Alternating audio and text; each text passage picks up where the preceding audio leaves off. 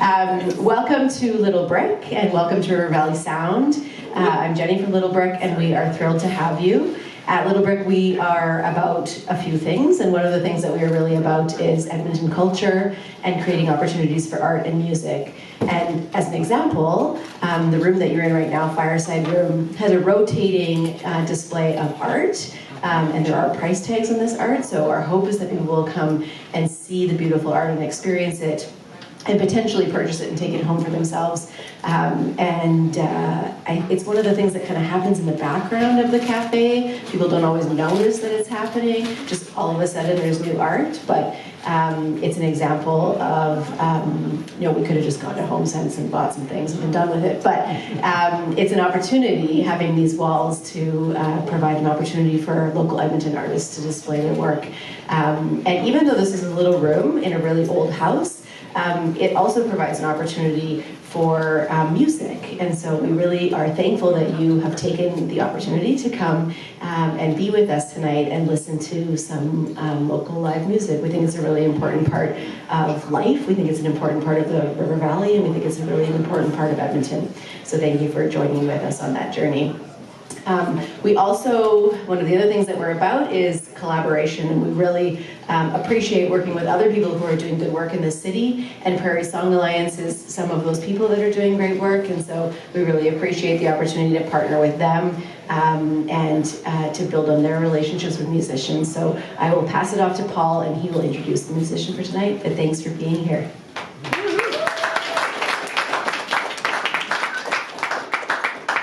Thanks, Jenny. Welcome, everybody. As she said, my name is Paul Jensen. I'm with Prairie Song Alliance, and we're very grateful to have this space and spaces like this to be able to celebrate live music and community. Prairie Song Alliance has been around just since June this past year, and we brought it together just as a way of connecting venues and artists to be able to help everyone grow stronger together. That's our tagline. So we're looking for venues and artists that are hoping to support one another, to develop each other, to meet each other where they're at, and to move local music forward in Edmonton. And it's been happening in some really, really beautiful ways, and we could not do it without places like Little Brick, and we're very, very grateful for them. So big round of applause for Little Brick. Tonight is a very special night. You're at a house concert in one of the oldest houses in Edmonton, which is very lovely. We're going to start by having our artists come out and play about a 40-minute set or so. Then we're gonna give you a break, go out and freshen up your beverages. You're all gonna be nice and toasty because you're all shoulder to shoulder in here. And then after that, you're gonna come back and we're gonna take about 15 or 20 minutes and we're gonna have a conversation with our new friend Sam. And you're gonna get to take part in that conversation. You'll have a microphone just like this, roving the room. Nola's gonna have it with her. And if you have a question for Sam, you can just put your hand up and you'll be able to ask it. I'll let you know that the whole thing is recorded, so just edit your content accordingly.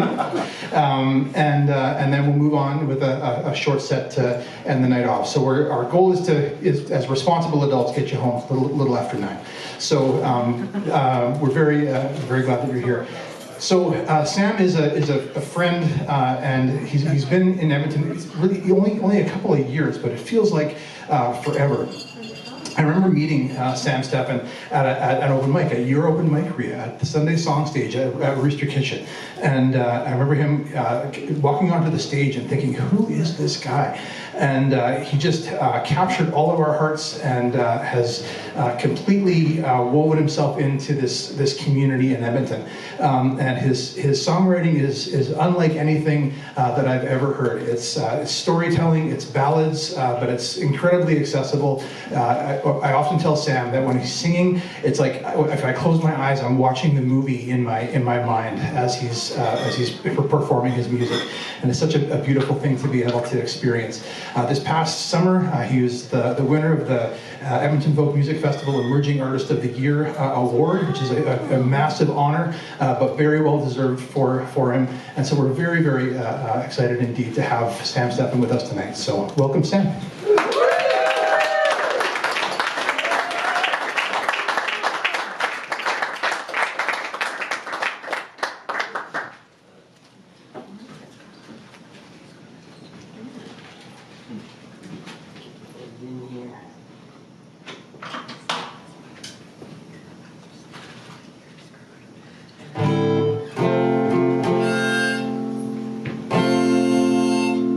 Hey everybody, thanks for coming.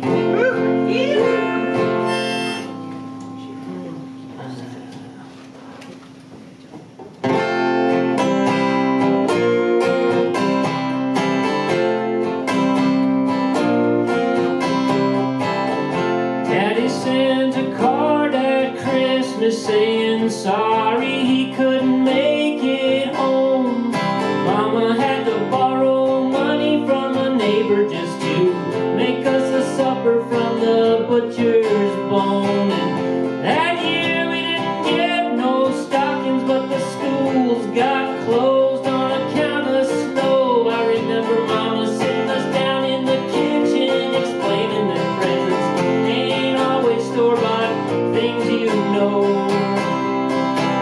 It's sometimes when you feel like crying, that's when you gotta stop and thank your lucky stars. With this world being the way it is, and these times being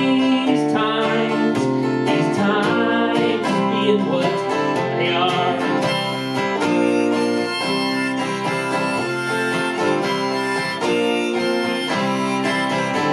I come from Pennsylvania, little town there called Bethlehem. Stacks ain't fired since 2003, and now they've built casinos right on top of them. And I've since lived in other places, and a lot of them have felt a bit like home, but I never do seem to hang around too long. There's just too much of this world to roam. If there's a place and y'all are going, I'll take a back seat in that car. With this world being the way it is, and these times being what they are.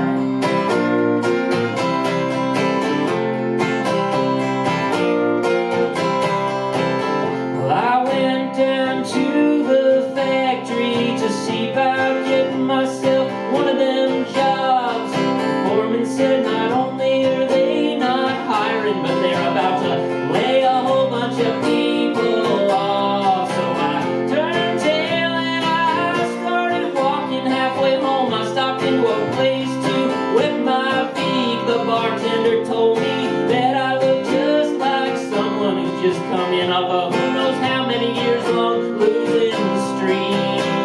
But he poured a beer and he slid it to me. He said, your money's no good while you're in my bar. With this world being the way it is, and these times being what they are.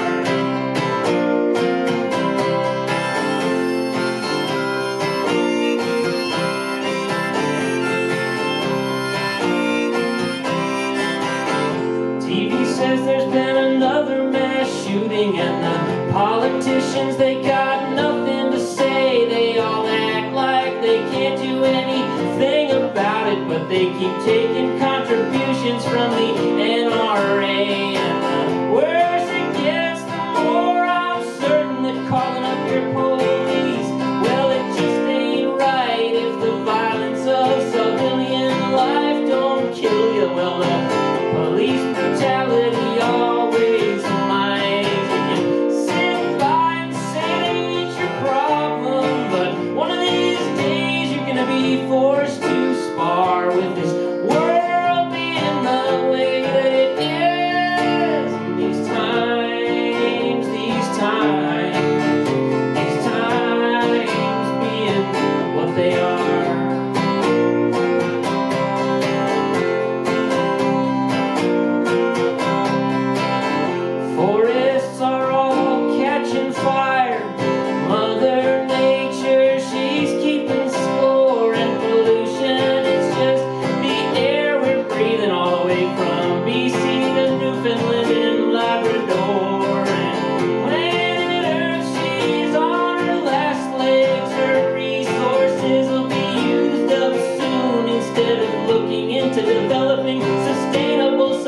oceans.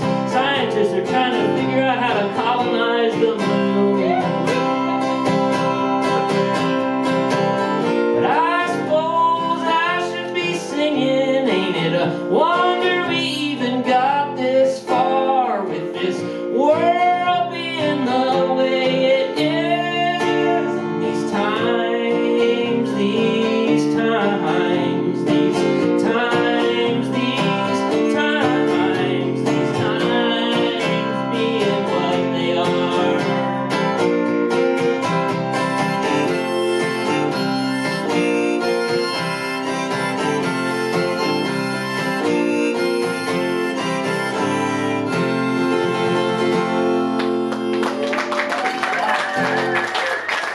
Thank you.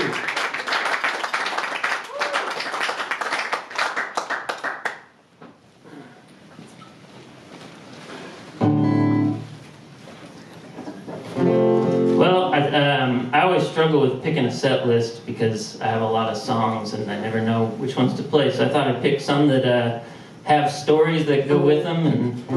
And this one doesn't have much of a story, but it's just it's a bunch of things that I've said to a therapist at one time or another. Yeah, this is called "I'm Just a Little Annoyed Is All."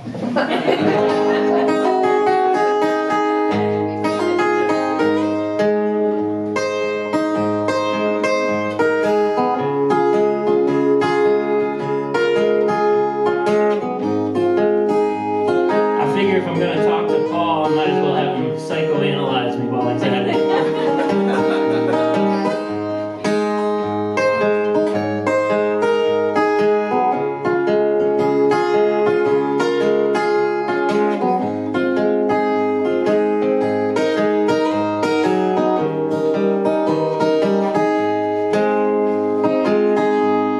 Well, I ain't lazy, I just like to rest. I ain't dirty, I'm just not too clean, I guess. I ain't happy, no, but I'm doing my best to play the hand that I've been dealt. I ain't quitting, I'm just on a break. I ain't guilty, I just made one small mistake. It's no setback, really, it's just a slight headache. It ain't nothing that time won't help. But you know I haven't come all the way here to tell you what by now I'm sure you must already know. There's so little in life with any real sort of value. There's only a couple of ways this here thing could go. I feel just like an engine was gone and lost a piston, like I built a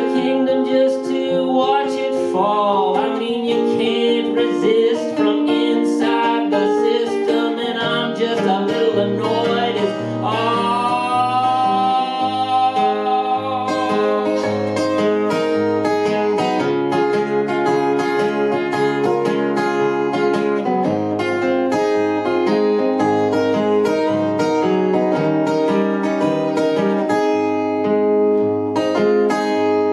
Well, I'm no cheapskate, I'm just money wise. I'm not dishonest, I just prefer a good disguise. I ain't startled, no, I'm just kind of surprised. I didn't know you were that kind of girl. I ain't crying, it's just raining out. I ain't hopeless, I'm just full of doubt. I don't need you, I just prefer to not be without in this godforsaken, lonely world. But don't let it go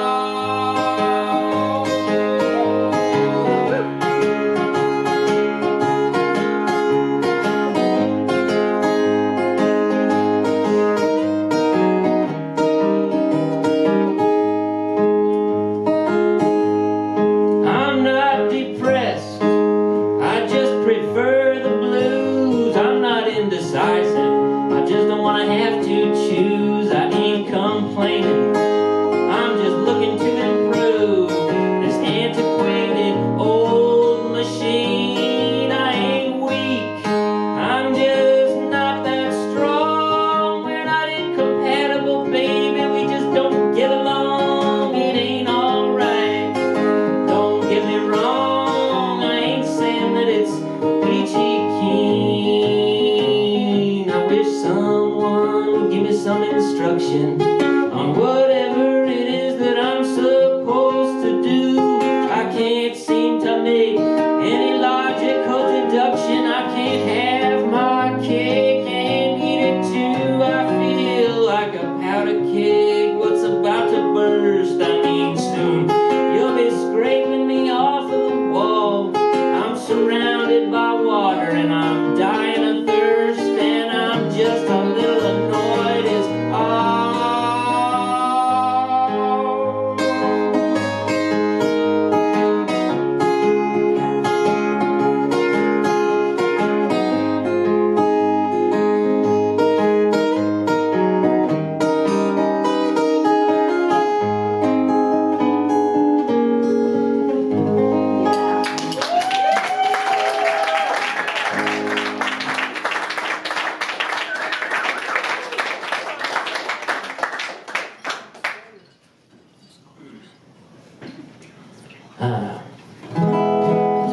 Well, it's nice to be here at Little Brick.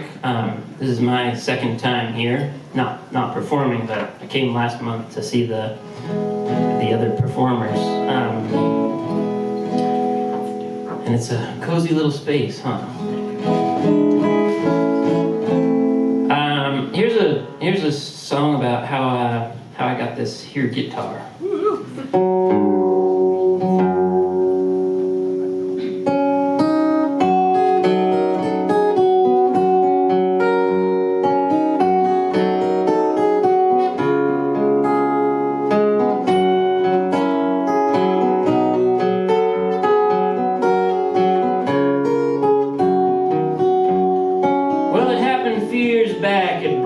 Selling pawn. I'd gone down there to get some money, cause all of mine was gone. I had my father's wristwatch and my mother's ring. I knew a couple of bucks was all they would bring.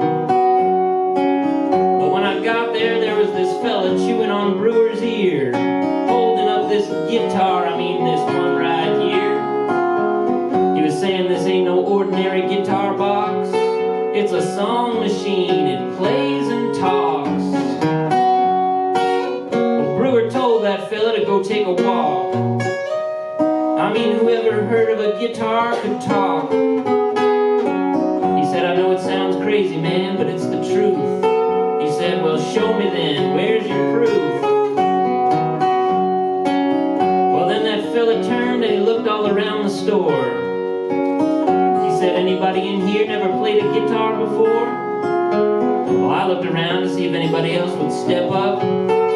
Turns out I was the only other person in that shop.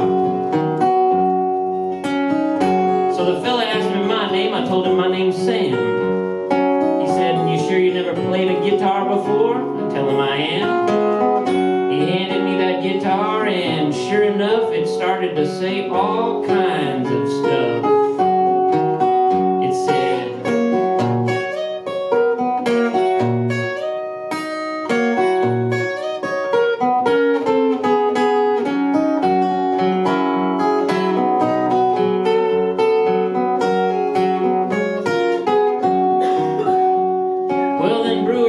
Smiling like he just won something. He said, see a talking guitar, man, there ain't no such thing. I said, no such thing, Brewer, have you got ears or not?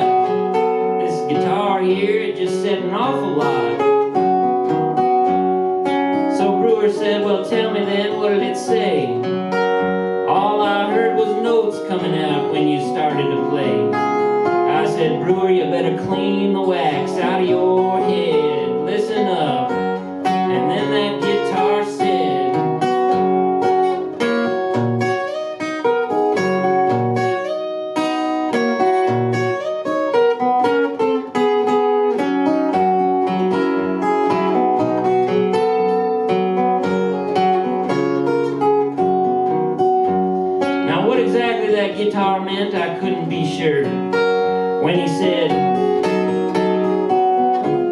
infer. Brewer pointed behind him and he said, "Look, fellas, there's the door. Why don't you two swindlers get the hell out my store?" Well, when we stepped outside that pawn shop, I was still in debt. But that was how me and this guitar here first met. And as for how she made it into my hands, well, she can tell it a whole lot better than I can.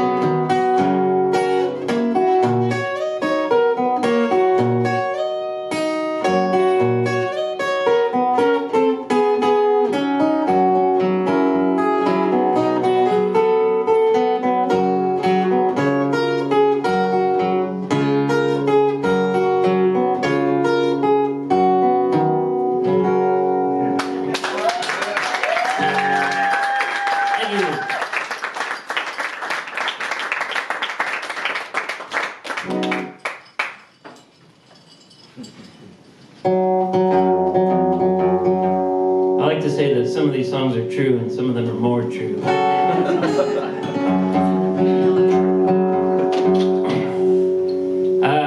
Here's a song. I just released a new collection of songs a couple weeks ago, and this one's on it. I guess this one doesn't have much of a story either, but it kind of speaks for itself. This is called "Change the Channel."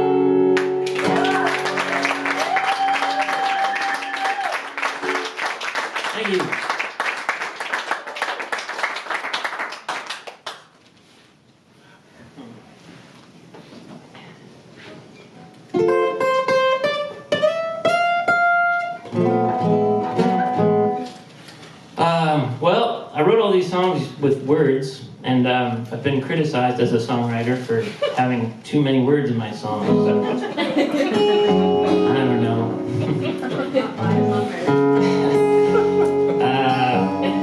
But here's a song about words. And the many ways that they can be used. Let's see here.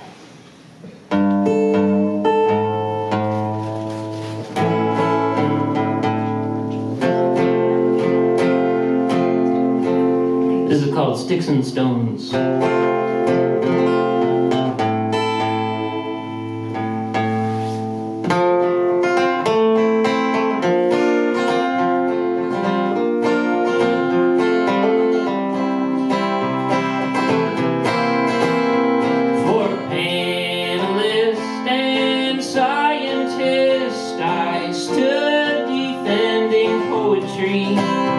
Reciting words I'd overheard from a magician doing sorcery, falling short of proof in court. I surrendered to his majesty, and the jester laughed as he removed my hat and praised me my humility. Case dismissed from consciousness, I resumed my daily alchemy. Sticks and stones, they'll break your bones, but words can change your destiny.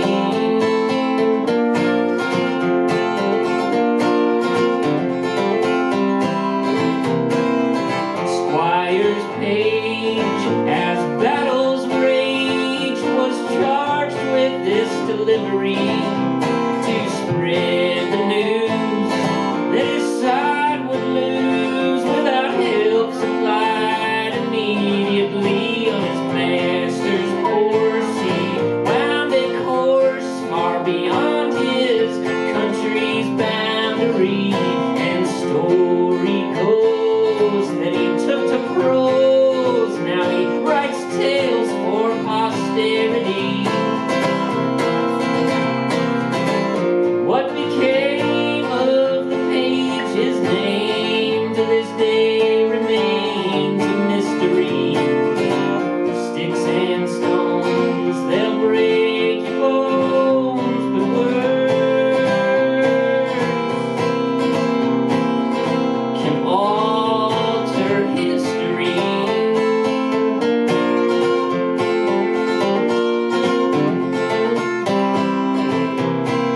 Wind and fog, and somewhere God at the beginning of eternity commandingly said, "Let there be," and each thing became a certainty, and there was light to pierce the night as darkness had filled each cavity.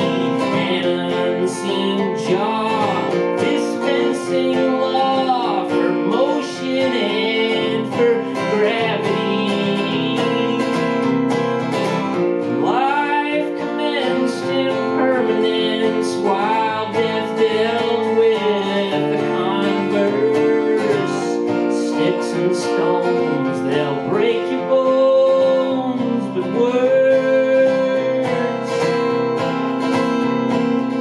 can build a universe.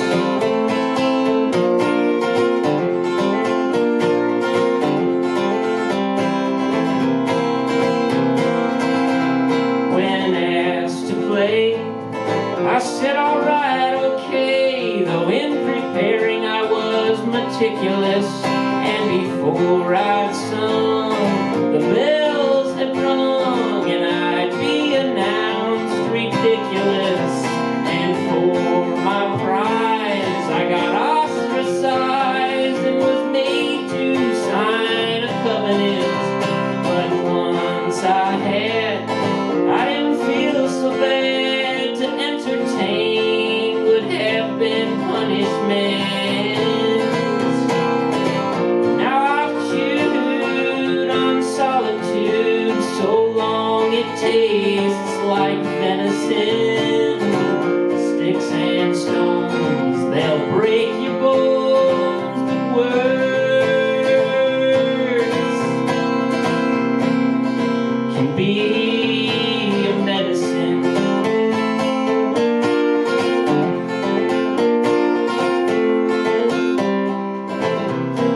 so-called crime.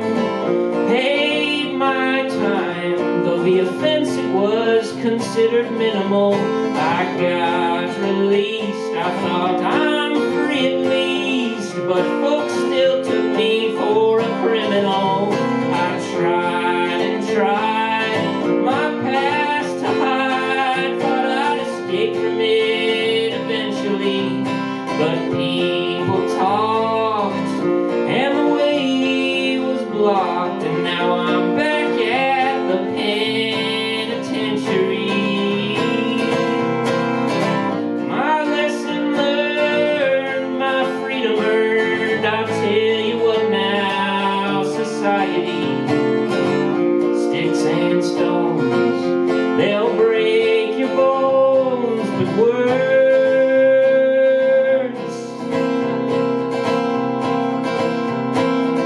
shape reality.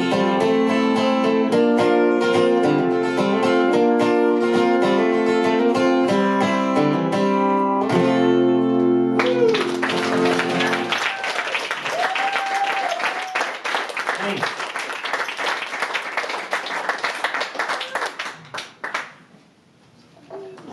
Okay, I got time for a couple more, two more maybe.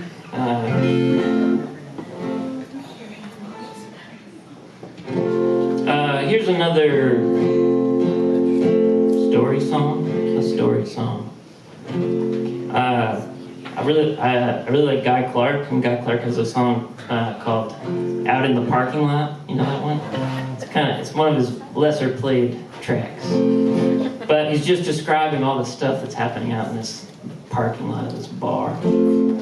And I like the idea of just writing a song that's about a place and all the stuff that happens at it.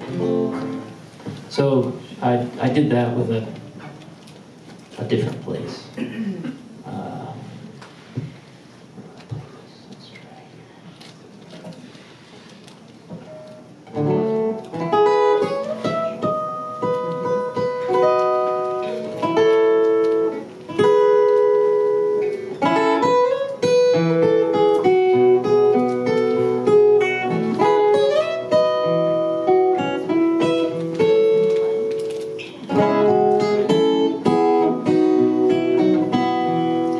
Danny and Julia, both dressed in their Sunday best, though it was a Tuesday and already snowing. The cabbie who drove agreed to be their one wedding guest, on the condition, of course, that they let him leave his meter going. The service was quick, presider had seen to it, some words of intent and the optional kiss. Life lay ahead and he carried her into it, down through the snow, on the courthouse steps.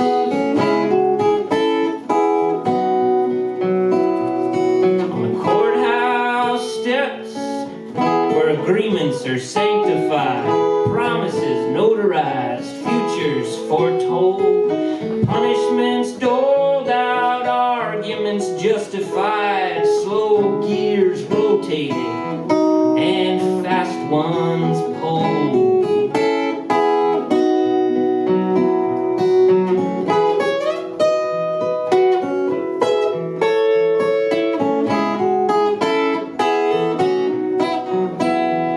Well, Frankie the Fist had seen plenty of things, I'm sure. He'd worked for a while for a gang hauling contraband. Well, one night the police came and raided their weapons store, and Frankie got off with a slap on the hand. The boss went to jail for holding and questioning. When the trial day came, well, Frankie showed up with the feds. There was the sound of a gun, unmistakable, deafening. Frankie fell dead on the courthouse steps.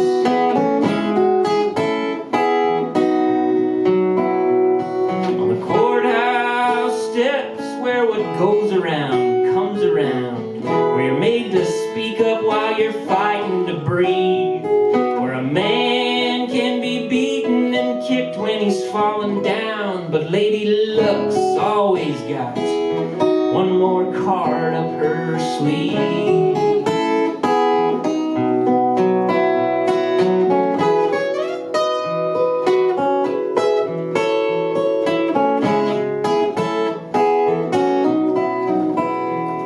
Well, oil and gas were the wealthiest trades by far, until the disposal of waste caused their profits to tank. Sure, they took on some risk making all those trips to the reservoir, but you know it all trickled back to the water they drank. First people got sick, and then they began to die, and slowly the pieces began to connect. By the date of the trial, there were thousands to testify. The whole town in line on the courthouse steps. On the courthouse steps, where the end of the tale is set, where eventually all of the odds become even. A defense lawyer yawns and puts out a cigarette to say a prayer to a God that he doesn't even believe in.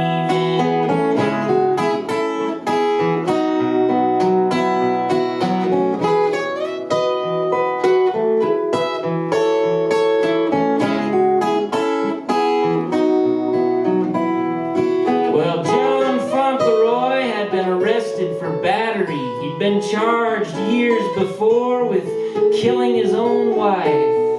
The not guilty verdict had come on some technicality about how they'd never quite been able to turn up the knife. But now there was proof, and he was in custody. He called his lawyer to tell him, "Man, I'm under arrest." His lawyer just laughed and said, "Man, double jeopardy. You'll be free before you get to those courthouse steps."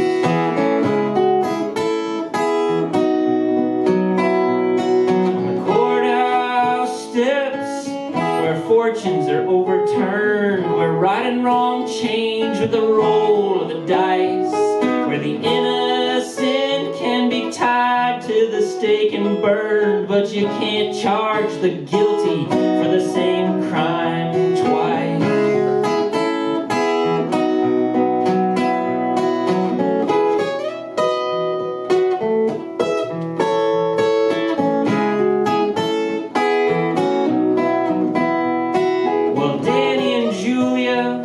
Dressed in their Sunday best, with 2 kids between them, their lawyers beside. The divorce was prepared, but there was still all the rest.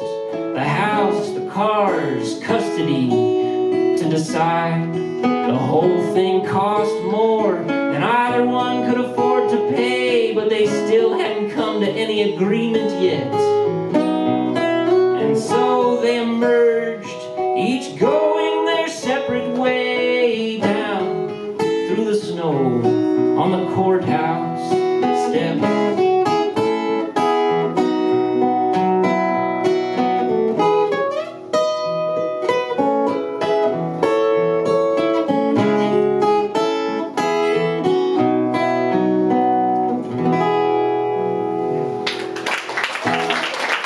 Thank you.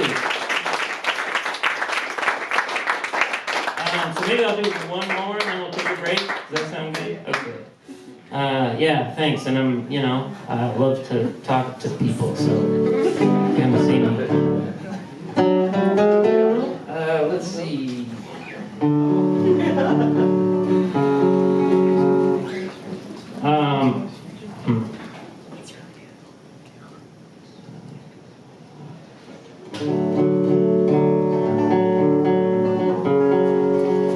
I don't usually stick this close to a set list, but we're doing pretty good. It was just Easter a couple weeks ago, so this is a song that I wrote. I used to live in Nashville, Tennessee, and when I lived there, I was going to divinity school. I didn't actually go to make it as a musician, but it is where I started to kind of play out a little bit more. And this is a song that I wrote when I was in divinity school, kind of thinking about things. And there's a line in here that I lifted from a Dostoevsky novel called The Possessed, where there's this character who's like, reading an essay to a group of people that he at some party, and he says, "Can't I be devoured without being required to worship what's swallowing me?" At least that's the translation of it. I like that line. Can you say it again? Yeah, it's in the song.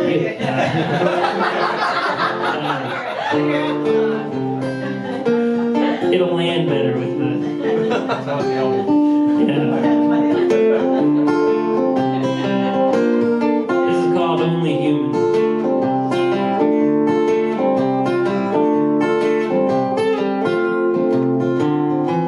Death was out riding his horse in the desert when he happened on two traveling men. One of them saw his face in the distance and took off running back the way they had come.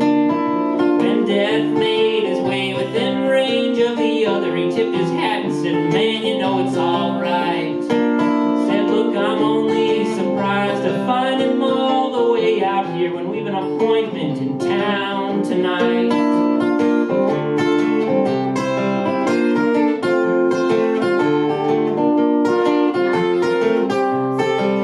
I used to know where it was I was going. My life had purpose, direction, and aim. But somewhere I lost my defense against knowing in the end you wind up losing the game. And you can never escape it, outrun it, outsmart it. It's like a storm hanging over a sea. But can't I please be devoured without being required to worship what's swallowing me? Maybe you're a little more discerning, and you already know what I'm still learning, and you've extinguished what I've been burning a long, long time to know. But given the option between staying and moving, saying and doing, begging and choosing, I'll take whichever brings me quickest to ruin. I'm only human, you know.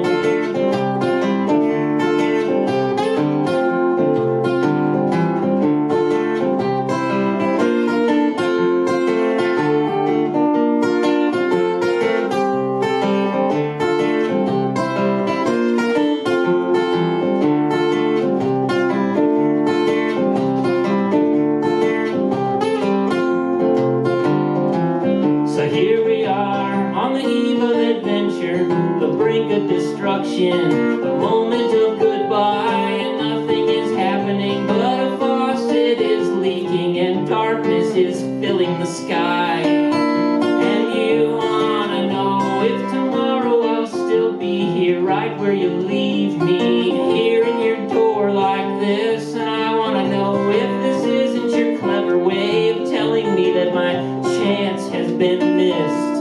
So go to your brethren, return to your battlefield, take whatever strength you've got left. Your cards are all showing now, you've been holding them clumsily close to the wound at your chest. Perhaps you'll think less of me, but perhaps that's reality. You ought not to go building up myths. Sometimes the tools you invent to escape yourself are the chains you imprison it with. Maybe I'm just too ill-tempered, sophomoric and self-centered to recognize that the race I've entered has been traveling much too slow.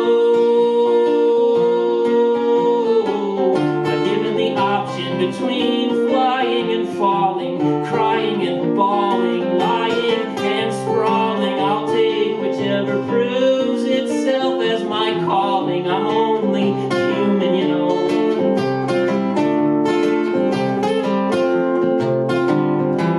And Jesus Christ, he was sent here to save us with a message and a couple of tricks. Wherever he went, must have struck him as too broken to fix. He once asked to please be relieved of his mission. He said, nobody down here understands. I mean, everyone thinks I'm chosen and special. I keep telling them I'm only a man. He died on a Friday, lay dead on a Saturday, and early Sunday morning he rose. When they rolled away the stone from his coffin, all they found were the scraps of his clothes. Two fellas out walking on their way to Emmaus encountered him and said, there's more to retrieve. He said, look fellas, even if you manage to get their attention, you'll have to die just to make them believe. Maybe you'll be more successful when your angel pulls you in to wrestle, and you won't have to sink the vessel just to make still water flow. But given the option between staying and leaving, giving, receiving, nothing and grieving, I'll take whichever staunches the bleeding. I'm only human, you know.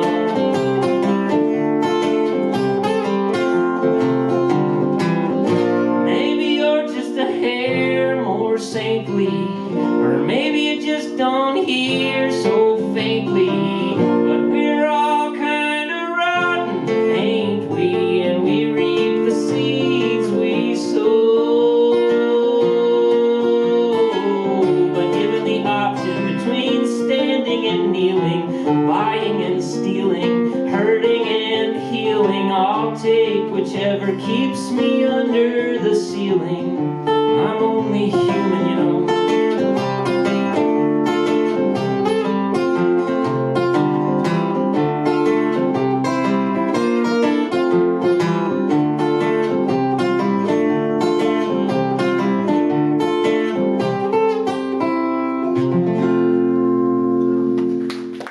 So I'm very excited about this portion of the evening. We've been doing this since the very beginning of River Valley Sound, where we have our artists here. But like, you know, you hear music and you hear a little bit about the songs, but it's a nice opportunity to be able to get to know these artists, because these are all artists who are local to Edmonton, and we want to have you know, their adoring public, get to know them on a deeper level, so that when they are doing other things, you know them on that level too. So I'm going to ask Sam a couple of questions, but I want you to feel free to interrupt also. So Nola back here, the wonderful Nola, right back there with the Cadence Weapon t-shirt on, has a microphone just like this one. So if you think of a question that you would also like to ask Sam, just pop your hand up, and Nola will come by and give you that microphone, and you can be next, and away we'll go. So, all right.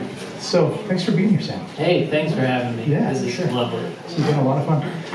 So you mentioned being in Nashville, and we're going to get to part of that. But you have been a part of several different music communities over your lifetime. So Edmonton is not the first music community that you've been a part of.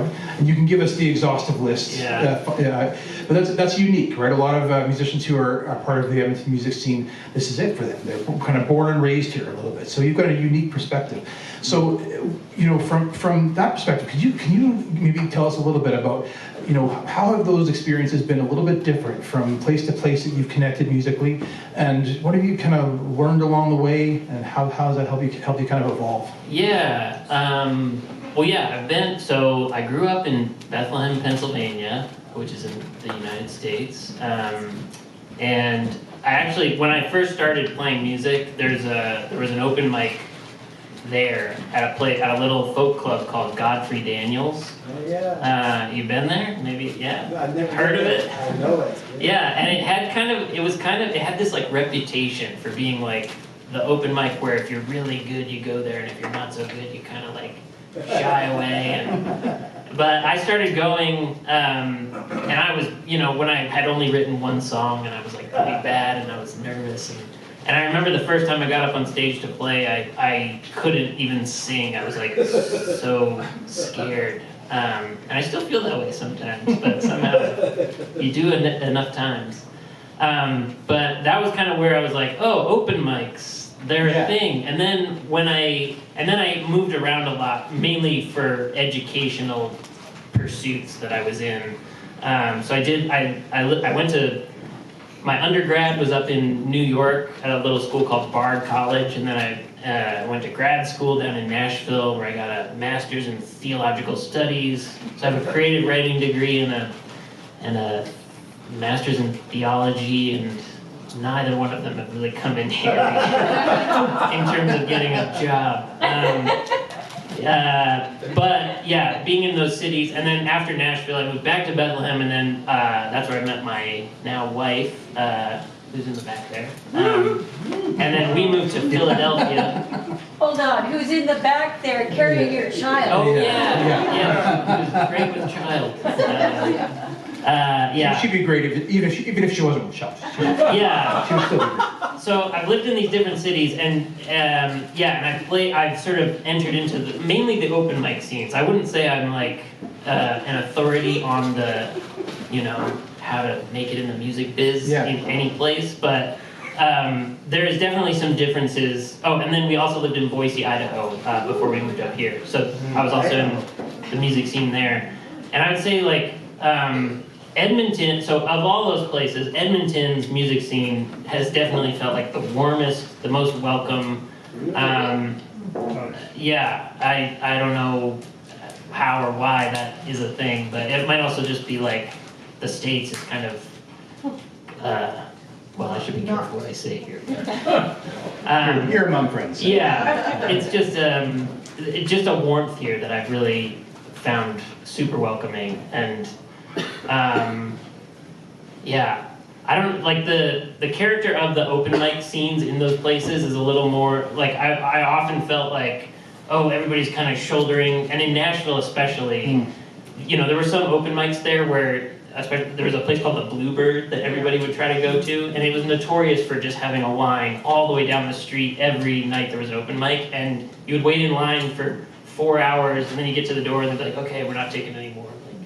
And they'd say, and people literally would wind up just because they thought it meant like, oh, I'm gonna make it, and someone's gonna hear my song, and it's gonna skyrocket me into fame. And there was a time in my life when I kind of thought maybe that'll happen to me. And the more I started thinking that way, the less fun music became, And I realized what I really like about playing and writing songs is really just like getting out and meeting other people who are also writing them. And I also feel like going to open mics, you may hear somebody who's like never played in front of people before, but even from those people, you can still learn you can still hear amazing songs from people like that. And this is an honest statement, some of the best songs I've ever heard have been at open mics, but from people who will never probably record their songs, or they're just really hard to find. So and I'm guilty of, I've definitely secretly recorded some people without their consent. It's a great observation though. Like the open mic scene is a really good observation to have. There are a couple of open mic hosts in the room today. But the idea that you can go out on any given night or afternoon, Rooster Kitchen, 3 o'clock on Sundays, or 5 o'clock, 7 o'clock, 6 o'clock on Thursdays. Barry. 7. What? 7. 7 o'clock. Okay. Barry's been relegated to the cafe scenes, but that guy, he can project that guy. Frank's Community Pub at 7 o'clock on Tuesdays. But lots of great places to be able to do exactly what Sam's talking about, and I think that community aspect also that you're alluding to, that's where it shows up, right? I mean, we all meet each other, and that's how we find each other, is in those settings, and then it just pours over into the rest of it, right? Totally. Yeah, and at Godfrey Daniels, the one that I kind of got started at, there was a musician. who's named John Gorka. I don't know if other people have heard of him. John Gorka is he got started at that same place, and he actually lived at Godfrey Daniels for a while. But he's the kind of guy who, like, when he comes through town, he just goes to the open mic, and he'll, like, he's like a famous guy who just comes in and he'll just sign up like everybody else. And when that kind of thing happens, it's like also really cool, because then you feel like, yeah, this is kind of how you get better and how this kind for of thing anybody, starts. right? Yeah, for anybody. Yeah. So, I don't know. I also just love meeting people, and I feel like I have a lot of friends in Edmonton now because I've been just returning to the open mics. So I don't think I answered your question, but I think you answered it fine. Yeah, Good job. Yeah, for sure. that's what I would say. Yeah, you have questions too? I do. Okay. Yeah. You can have this one. Okay, thank you. So you just mentioned that you move around a lot. You've moved around a lot. I have a very selfish question. Yeah. What do we have to do to keep you here? Oh, well, I'm going for that permanent residency, so if anybody can help me with that. Yeah, we're trying to stay here. All right. So, yeah. That's great. You heard it here first? Yeah. And it's recorded, everyone. And so there you go. It's always Pretty soon you're gonna have a foreign Canadian. Yeah. Oh, yeah. Our kid will be a Canadian before we are. But I learned that doesn't actually help you get permanent residency or citizenship, unless you wait until they're 18 and then they can sponsor you. So we're 18 years away from. Yeah. Okay. We're good with that. That was a great question. Any other questions from the crowd? I've got more, obviously, but you. Yeah, do you have any ancestors here? In Canada? Yeah. Not that I know of, but I did, like, my mom's dad, my grandpa, he used to, make fishing trips up here and used to come to Canada. But I don't think we've ever had anybody who actually lived here in my family. Yet. Until now. Until now. That's Why Yeah. Edmonton? We Edmonton, yeah. actually were very fortunate because of my wife Jamil back there. She got a job at the University of Alberta, and that was kind of what brought us up here. And I think the fact that I played folk music and then landed in this town of people that love folk music was like kind of like winning the lottery. But very lucky. Yeah, and we are very grateful and very lucky to be here. Yeah. So. Nice. Well, for me, I remember hearing that there was a new folk singer in town. I heard about this before you came out. Yeah. And It was me. Yeah. Eventually the name came out. Like I was surprised to hear it that way. There's a new folk singer in town. Did you know about it? It's like, what? It's just kind of like, this is a threat or something. All these wanted posters of Sam Steffens with his face on. Yeah. So you mentioned the theology degree, which we have that in common, which is kind of fun. Yeah. So I'm wondering about this. It does show up in your songwriting for sure, which is I find interesting. But the degree to which songwriting for you is spiritual practice, to what degree does your art and your spirituality and your life, like the sort of intersection between all those things, do you find that showing up in any real quantifiable way, or is it just accidental or not at all, or? Well, I think so my spiritual journey is a continuous one, and I wouldn't, if you ask me what do you believe, it's like I don't know what I believe. It's faith is like it's a journey that you go on. And doubt is a big part of it. So, and I have a lot of doubt, a lot of time. But I also think it's really important to find things that can make you feel hopeful, especially in a world like ours. And whatever that is for you, music I'd say is definitely a piece of that. But there's also a real thread of, I did release an album of songs that I thought were okay, these are all basically things I ripped out of the Bible, or were inspired by biblical verses.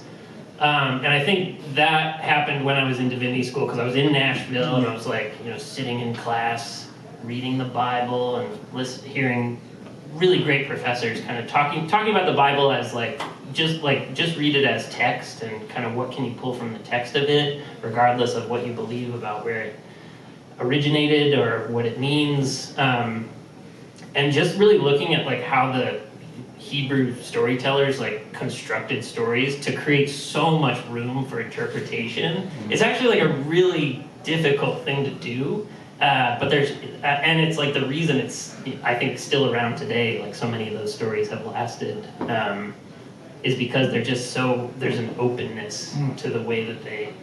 And I think thinking about that made me, and I was, I need to be writing songs, but it's what do I write songs about? I'm just a kid who is in school. And I don't know, I think some of my favorite songwriters, like Bob Dylan and Woody Guthrie and all those early folk singer, there was a real imagination with a lot of their stuff, where it seemed like they were just they were able to access something that they didn't have to have actually experienced in order to write a song about it.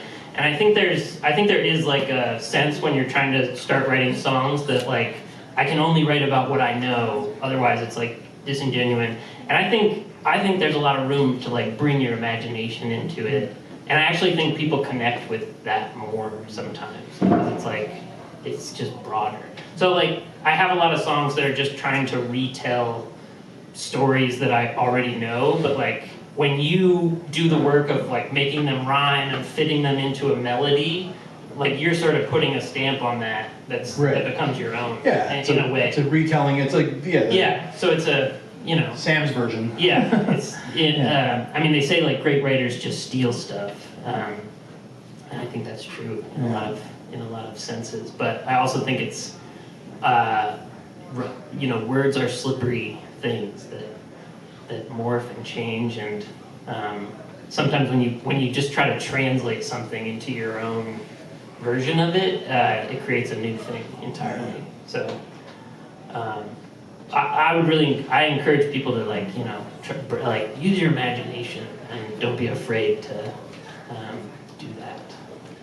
So. Interesting point to make actually about a songwriter. It's often I'm trying to make a point here. I'm trying to say a thing. But the idea of just introducing an idea or a concept or a question, let's just have this conversation. It's an interesting thing to put forward. Yeah. I remember actually when I was in divinity school, I remember one of the lectures that I had this my Hebrew Bible professor gave. He was talking about Hebrew poetry, and he just explained in very simple language. He was just the way the Hebrews made these poems, they had balanced lines, and I remember him using this phrase, and I was like, huh. But he was kind of saying how if you use a word and then in the next line you use the opposite, it creates a punch that you hear, and when you're doing it in a song, you almost start to expect it, and then when it lands, it hits you in a certain way. But this notion of having balanced lines, where the end of every line, you're creating an opportunity for a rhyme usually, and if you can either do the opposite, or you can extrapolate on what you're talking about, or you can just move the story forward. It kind of gives you some options to play with as far as how to. But I remember hearing that and I was like, whoa, I never thought of it like that. And then suddenly it was my songwriting got a little better after that. I was It's a great songwriting tip. Yeah. Give me what you mean by the opposite of... Well, yeah, I wish I had a good example to give. But if you I hesitate to try to, right? A positive and a negative energy, or the contrast, or a not this but this. Yeah, without having to say it, but there. No, so and kind of creating an argument to your words. Yeah, because it stops you in your tracks. A little bit. Because I was noticing that earlier. You would say something, you were singing about something, and all of a sudden I started tripping. And I'm not on drugs or anything, like I got lost in that. Always somebody who is, says it. Yeah, me neither, man. Me neither. Your music is the only drug we're on tonight. Question for you. Yeah. Okay, I love when you rhyme medicine with medicine. There you go. Do you know the taste of solitude, true venison? Have you eaten venison? I've eaten venison, yes. I love that. Yeah. You did that. Yeah, I don't know what the rest of that verse was about, really. That was one of those imagination things. Yeah. It's also like, I don't know, also with songwriting, I spend a good deal of time just like rhyming words, and then, and I actually think it's like a really constructive thing that like there's only a certain number of words that rhyme, because it can kind of steer you sometimes when you're trying to tell a story or something. And sometimes if you change that word, whatever it is, use a synonym that doesn't sound like it at all, it creates like, it opens up a whole new category of rhymes, you know? Yeah, and it's, I don't know, I love thinking about that kind of stuff, so. Can I ask one more question? Yeah. The last song that you sang, and Oh, yeah. the one that refers to that line about being devoured but not having to sort of worship the devourer. Yeah, only human. Yeah, yeah. Oh, Yeah. is that what it's called? Yeah. Only human. Mhm. Was it the line that the song built itself around, or yeah? Can you Uh, talk a little bit more about that song in particular? Yeah, that song, so I remember I was playing around with some stuff with that, but I had that melody kind of worked out, that guitar part, and I just didn't have any words for it. And then, yeah, I was reading that The Possessed by Dostoevsky at the time, and that line jumped out at me, and I was like, whoa, that's heavy. And then, yeah, I don't know, it's hard to, yeah, I don't know if I can remember too much about how that song came about, but I remember wanting to write a song that was like, I'm only human, you know, and kind of thinking about like the Christ narrative in that context, and as like a faith journey, and like there's that little story at the front that's I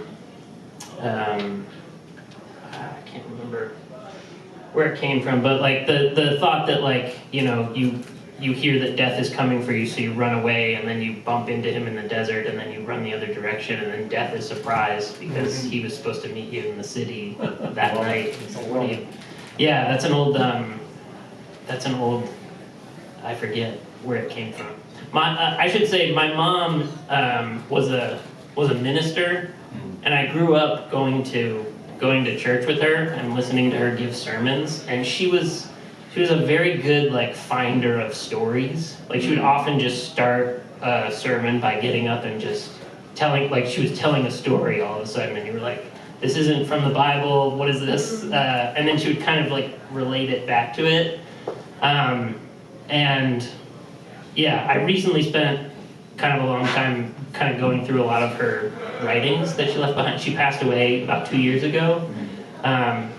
So I don't know, I've been like revisiting a lot of that stuff.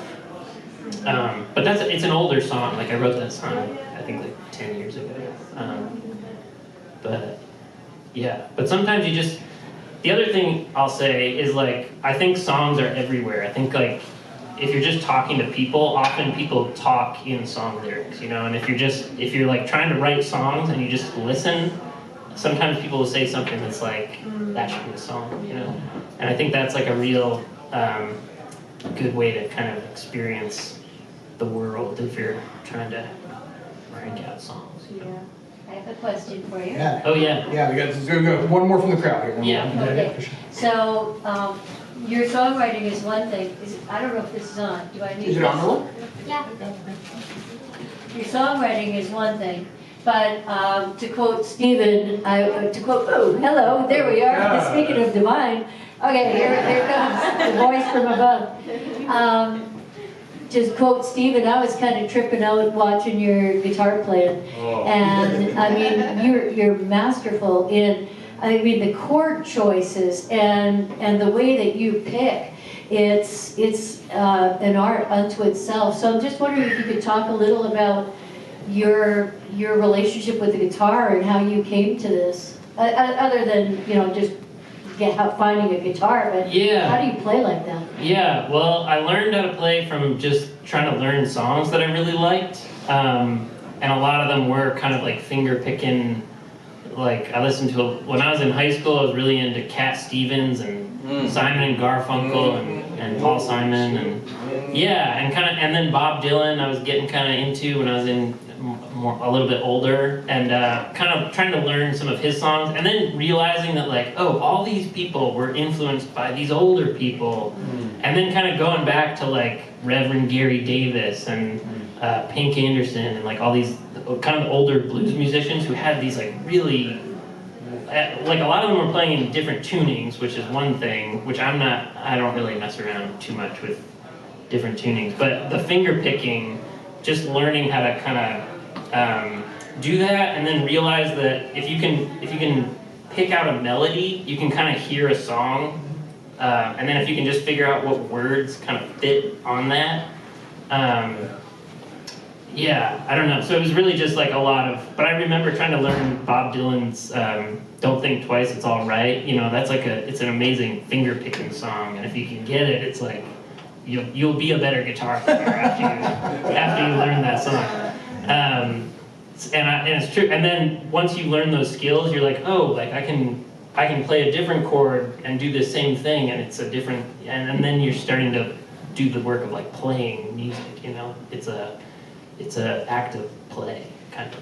Yeah. It's not like you don't work music, you play music. This is you're giving us gold here, Sam. Yeah. Yeah. I got one more for you, and then we'll let you play some more music for us. But you said to a couple of us recently that as a songwriter, you'd actually be your preference to write songs and not necessarily perform them. That your happy place is really writing songs, not necessarily performing always, which is surprising to me because you're a hell of a performer. So I'd like to hear a little bit about that. But what I'm actually and you know that I push back on this a little bit because I can't imagine extricating the music from the man a little bit. Like your songs are so much, I think, wrapped up in who you are as a person. It'd be so hard for anybody to do a Sam Steffen song and to do it any kind of justice at all. Everybody sings Wagon Wheel and it's fine. But like that couldn't happen with you. But I'm intrigued by the idea. So if you could help me get my mind around it, if you could pick anybody, any artist now, to say this is some people are like, oh, this is who I'd like to have play me in a movie. That's the question. But it's who would I give my entire catalog to, and just let them play the Sam Steffen catalog. Yeah, that's interesting. I've never thought about that. Yeah. Gosh. I don't know. Well, sometimes I hear a song that's makes me feel like, man, I wish I had written that, or maybe that kind of rhymes with something I would have written or would have tried to write. So yeah, I don't know. I mean, honestly, like Scott Cook is somebody who his music, like when I moved to Edmonton, I was like, wow, Scott Cook lives there. Surely we're gonna meet. You're gonna be friends. He was the only person I knew who lived in Edmonton, knew about. And yeah, we ran into each other at Folk Fest and we finally connected. But yeah, like, I don't know that he would do that, but his songs often I feel like... he'd steal your songs. Oh, well, Sure. well, I've played some of his songs in certain places. But he's somebody who's writing songs that I really admire. Yeah. But I don't know, like in terms of like what would sound best. The reason I feel like I'd rather be writing them and then not performing them is just because I'm an introvert. Like I recharge when I'm alone playing music and getting on stage in front of people. This is actually like difficult and stresses me out. I stressed about this for like days. So it's really just about what recharges my batteries, It's not getting in front of people. But I do, if I can do it and not be super freaked out. It's a good day, I guess. But yeah, I don't know, there are a lot of musicians who are introverts, and it's an interesting thing when you're most comfortable being totally alone, and then you have to get up in front of it's endemic in the sure. Yeah. So I don't know, it's just probably that contrast of things. But yeah, Todd Snyder's another guy who comes to mind. He just passed away, but he's somebody who, like, I wish, he's got a couple songs like, man, I wish I had written that. Yeah. Thanks. So, yeah. So any one shot, free, you get a freebie, any parting thoughts you'd like to offer before we let you sing another song or two? No pressure. Oh, I don't know. I just feel like saying thanks for coming. This is really, and thanks for being a part of the Edmonton that has felt so warm and welcoming. Thank you. It really means a lot. Yeah. Yeah. Thanks to all of you for asking questions, and thanks, Stan, for being here. We're going to let you play a couple more songs, and yeah, for sure, and then we'll say goodnight. It's fantastic.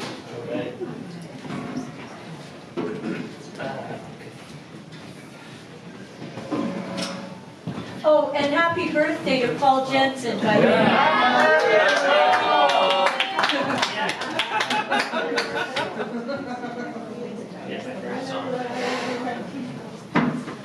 I'll do that for my house. Assuming you get one. I didn't think my beer will work. I'm gonna very awkwardly come back to it. After that super gracious message.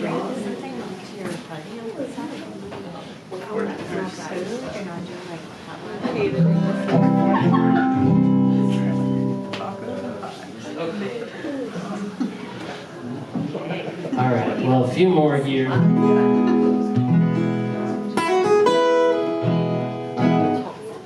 Yeah, so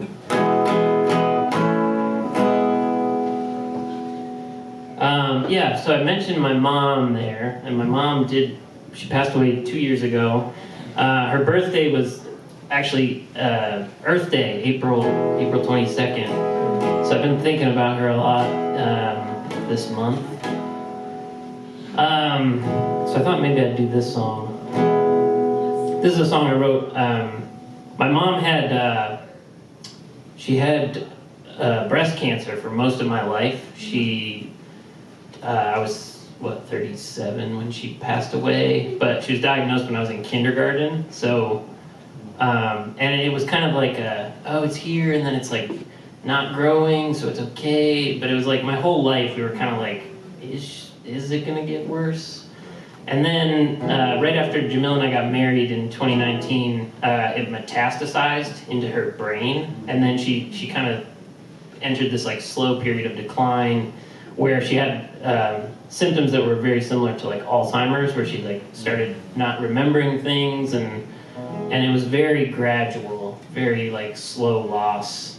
But it was right around the time when Jamil and I moved to Idaho, so we were on the other side of the country, and then every time we'd come home, it was like, hey Mom, like, do you remember me? And every time it was a little bit more like, who are you? Like, so it's the last couple years she sort of turned into a person I didn't really recognize, which, I don't know, reflecting on it in a weird way feels almost like a gift that life gives us, because I think it's easier to let go of people when you sort of see how bad the suffering can become.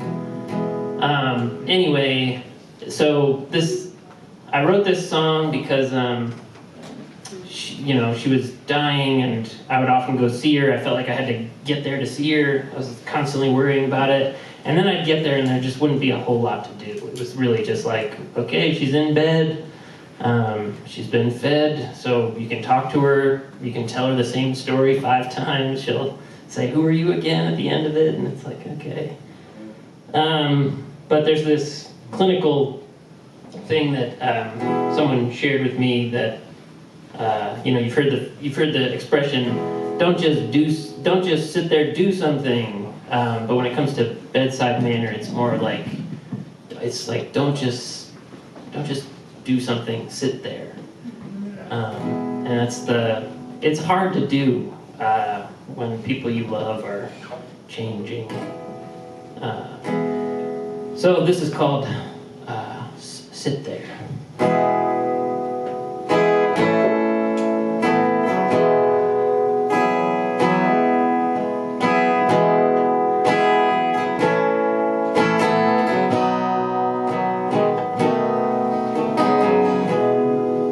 Mama's lying in her nightgown.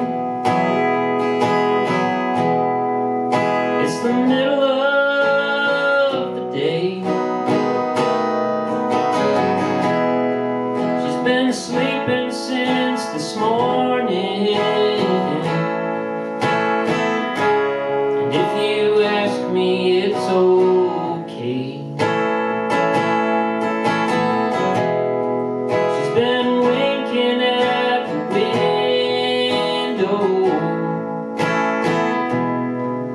like she ain't got long to stay. Moves her mouth, but nothing comes now. But what else is left to say? Come on over to my table. Pull your poor self up a chair.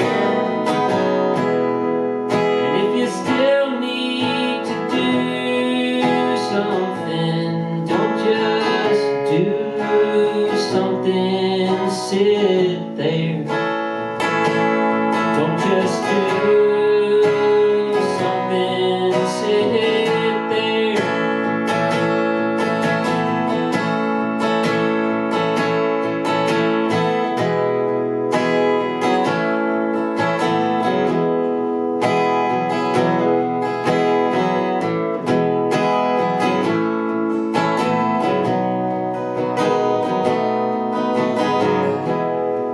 Here's your hat, what's your hurry? Don't you want to know the score? When you leave like this, I worry. You don't know what you're leaving for. Put your phone down for a minute. Turn off that damn TV. There's so much noise I cannot hear it.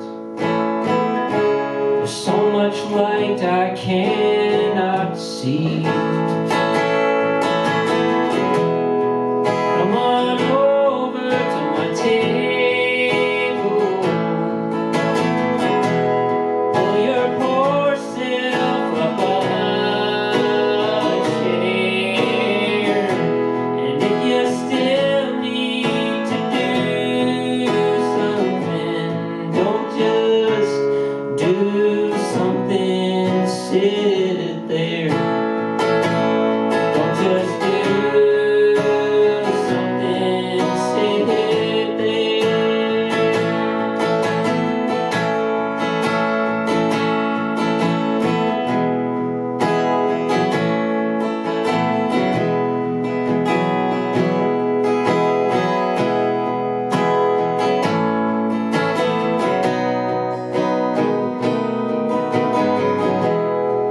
Seems there's method to the madness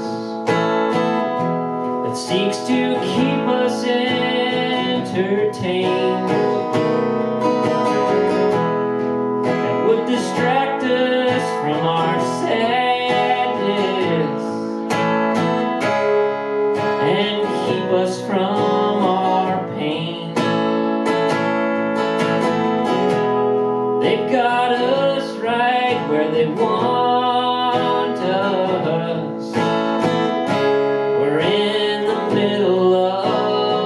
their palm.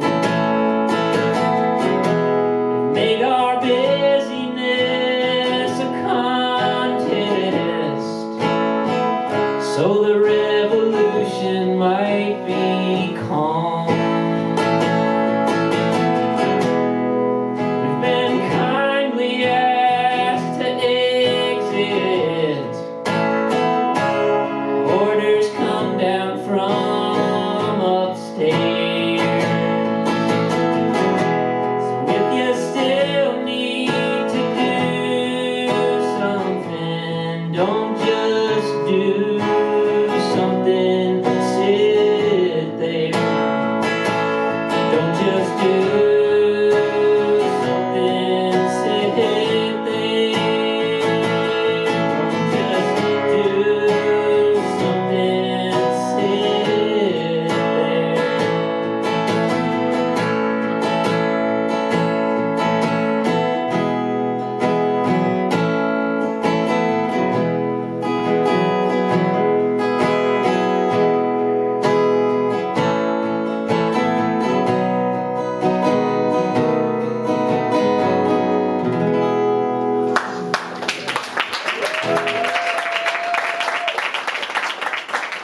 Thank you.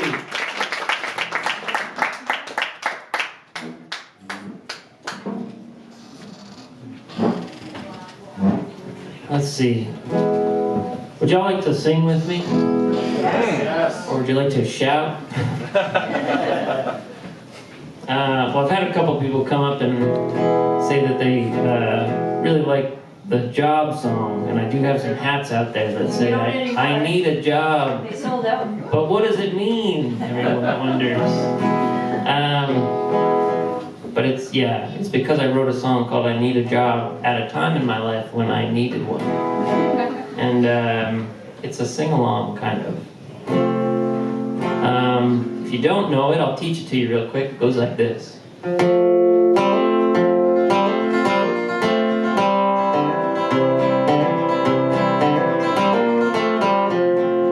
Job, I need a job, I need a job, job, job, I need a job, I need a job, I need a job, job, job. Think you can do that? I filled out your application, I supplied my resume. I can't wait until tomorrow, you gotta let me know today. Are you hiring, are you firing, are you letting people go? If there's room there for new recruits, you gotta let me know. I'm the best that you could hire, I'm persistent as they come. I don't never quit a project till the project is all done. I won't complain, won't talk back, I'll be as servile as can be. You want someone who'll be faithful, then you got to hire me. I'll come early, I'll stay later, I'll do more than what I'm asked. I'll exceed your expectations in every chore and task. I need a job, I need a job, I need a job, job, job, I need a job, need a job, I need a job, job, job.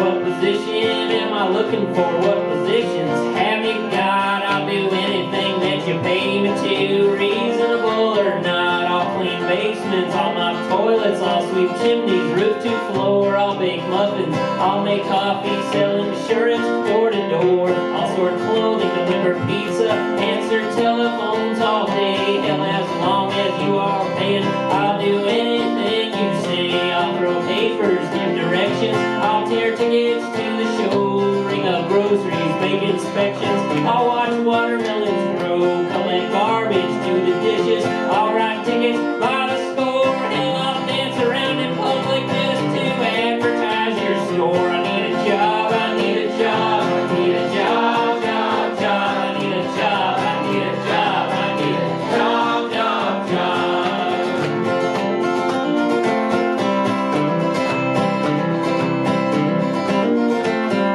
My landlady is a hound dog, and I'm 3 months late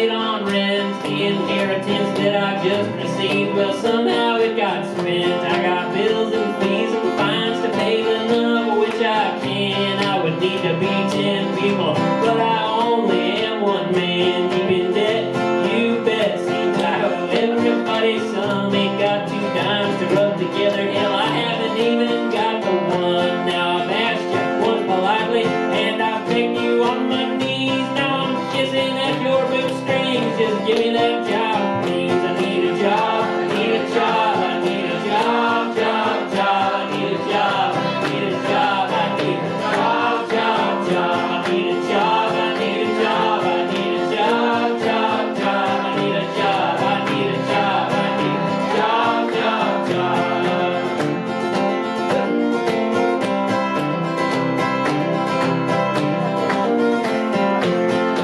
Song, I got a song, I got a song, song, song. And if you don't start to pay me, I'll just sing it all day long.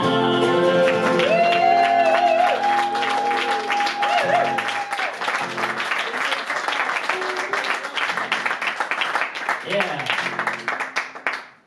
All right. Well, yeah, I wrote that song kind of to be like a busking song, so I thought maybe if you played it in front of a business or something, someone would come out and say, all right, you can have a job. Yeah, they didn't kick you out. And now there's a hat to go with it, so you don't even need to sing it, you can just wear the hat. Yeah, conveniently priced for only 45 Canadian dollars. I'm just trying to earn back what I spent on them, you know.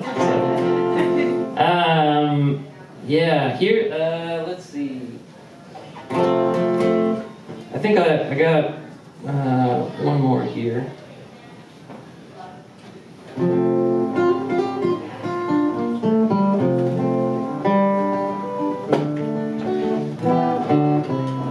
This is a song, so speaking of jobs, this is a song that I wrote after I left a job that I had. When I lived in Philadelphia, I worked at a nonprofit organization that did a lot of work with the unhoused community and people who are experiencing scarcity in their lives of all different kinds.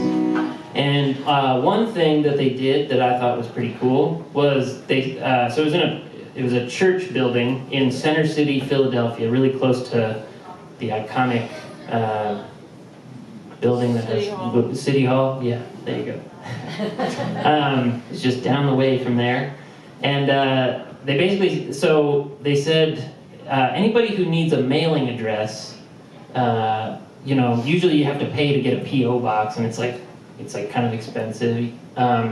But if you're unhoused and you are kind of living off benefits and things, you actually can't access those benefits if you don't have a mailing address. So it's kind of like a thing in the system that was allowing a lot of people to fall through the cracks. So this organization said, well, what if we just let people come in and say, this is my mailing address, and we'll give them a letter that'll say, you know, they can show it to whatever organization they may need to show it to prove that they have a mailing address. So they started doing that with just their local congregation, and it quickly snowballed into about 3,000 people receiving mail there. And I started as a volunteer, but after a year of doing that, they kind of put me in charge of it. They're like, Sam, you're the mail guy. And I made a hat that was just a U.S. Postal Service thing, because we were processing more mail than the actual Postal Service down the street. But it was also kind of a crazy place because as soon as you start helping people who really need help with that kind of stuff, and you say like, okay, you can get your Social Security benefits sent here, your checks, and your and money that people can now send you.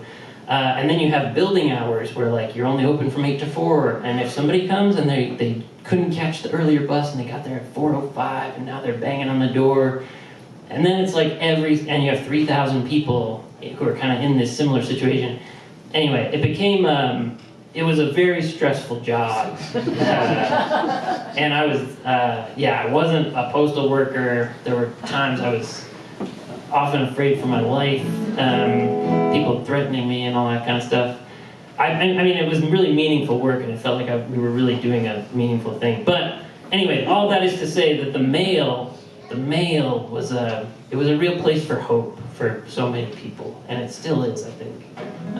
You know, if you just think about like things that could be coming, It's a place of anxiety too, but also real hope. So I wrote this song kind of just about it. I mean, after I left that job, I realized, I was like, I should have left that job like 2 years before I did.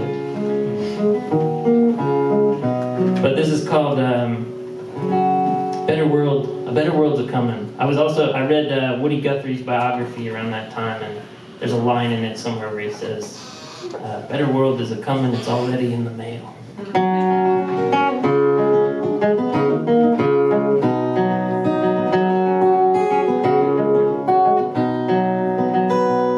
Well, it's 9 a.m. at USPS Office 315 on Broad Street, Philadelphia, PA. Well, I'm half dead where I'm standing, but I'm trying to look alive. I tell myself you never know, today might be the day. Well, they come in all disheveled with their hopes out on a limb. Every one of them surviving on a prayer. They can all tell you that story of their big ship coming in. But you've already seen the harbor and you know it isn't there.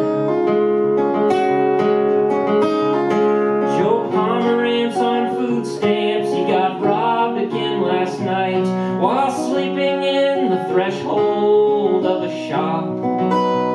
He was thrown out of his shelter for starting up a fight. Though of course to hear him tell it, he was only trying to make it stop. He's waiting on a new card coming in from the CAO. When it gets here, it'll mean that he can't eat. Until then, he'll be on exit ramps, panhandling for dough, shaking his empty coffee can at strangers on the street.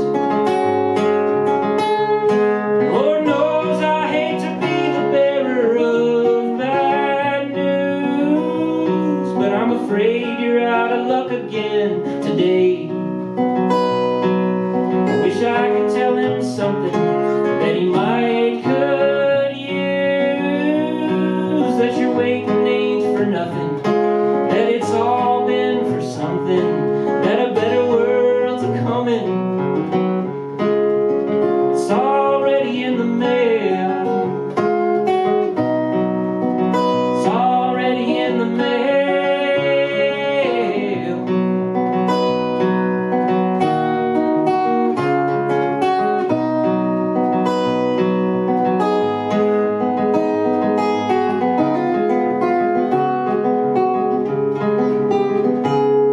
Jane Finnegan is in again, still going on about how her folks are sending money down from the farm. Well, they think she's still in college, they don't know yet that she's dropped out, has taken up a nasty habit that's putting holes into her arm. She's been in and out of detox, says she's trying to get clean. She can't say it without drawing up a tear. She says, soon as I get that money, I'll get a ticket for the train to anywhere, I don't care, long as it's far away from here. And Lord knows I hate to be the bearer of bad news, to knock the wind right out of a sail. I wish that I could tell her something that would cure her blues, that someday you won't be bumming, you'll be all through with running, that a better world's a-comin'. It's already in the mail. It's already in the mail. It's already in the mail.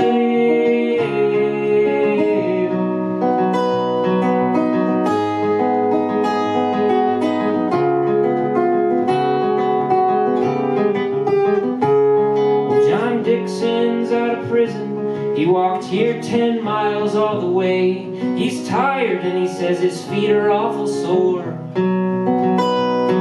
Well, the guards released him early morning sometime yesterday, but his clothes, money, and wallet all got sent out the day before.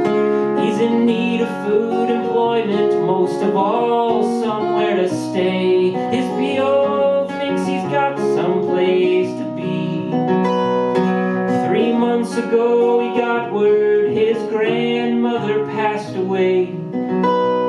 She was his only living family, his one chance at staying free.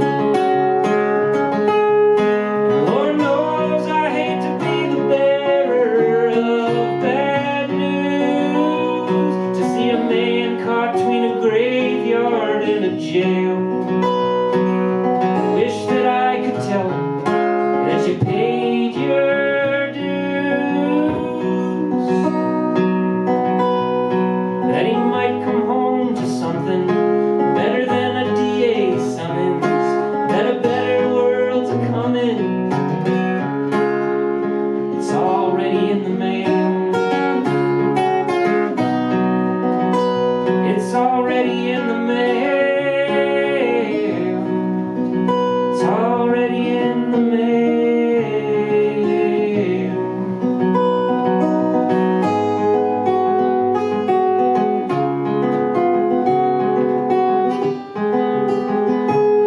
Well, it's 9 a.m. at USPS Office 315 on Broad Street, Philadelphia, PA.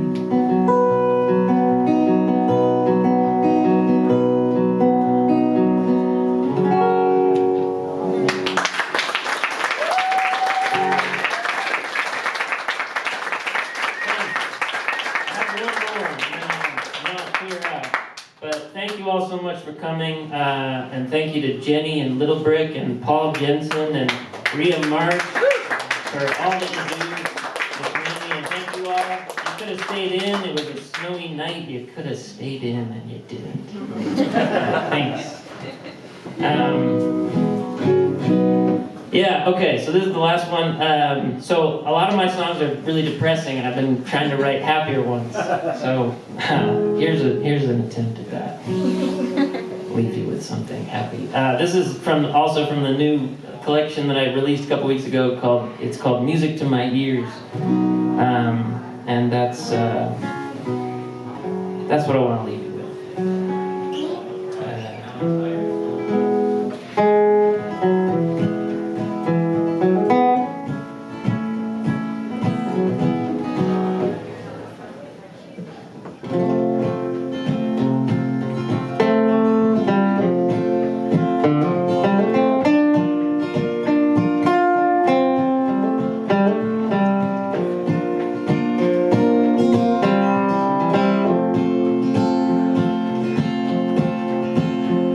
Well, bats are in the belfry, bells out for a pair. 3 fugitives are sleeping in the church behind the stairs. Pastor says, don't worry, friends, we're all trespassers here. And that's music, music, music to our ears. Well, good King Hezekiah had that sickness unto death. He prayed unto the Lord God, said, let me live a while yet. God sent Isaiah to him, said, the Lord your prayers he hears. And that's music, music, music to my ear.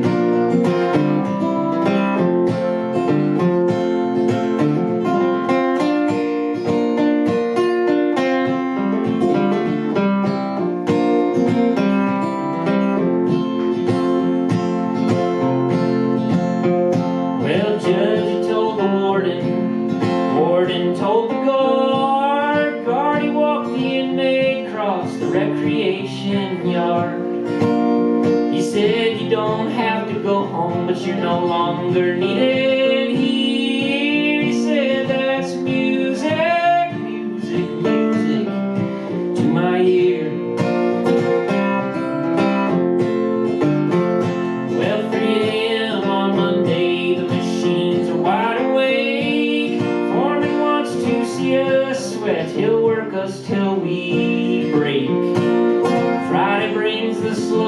of the endless grind of gears, like music, music, music to my ear. Well, the almanac said harvest time, we'd be in drought again, but they canceled Sunday's ball game on account of heavy rain. Players were disappointed, but the farmers gave a cheer. They said that's music, music, music to our ears. Well, Daddy's in the front porch, Mama's in the swing. Yes, sir, can you hear that? She says I can't hear a thing. Says it almost makes up, don't it, for the noise of all those years, like music, music, music to my ears.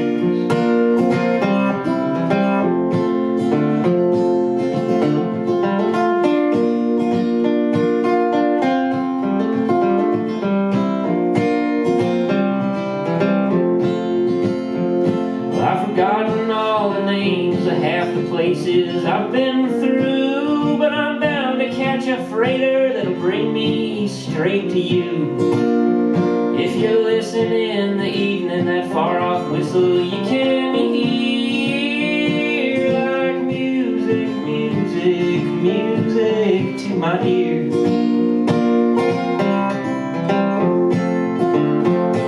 The heart is not a muscle that is under my control. It guides me from the highway to where I'm most vulnerable. It seems to bring me to you every time I let it steer, like music, music, music to my ears.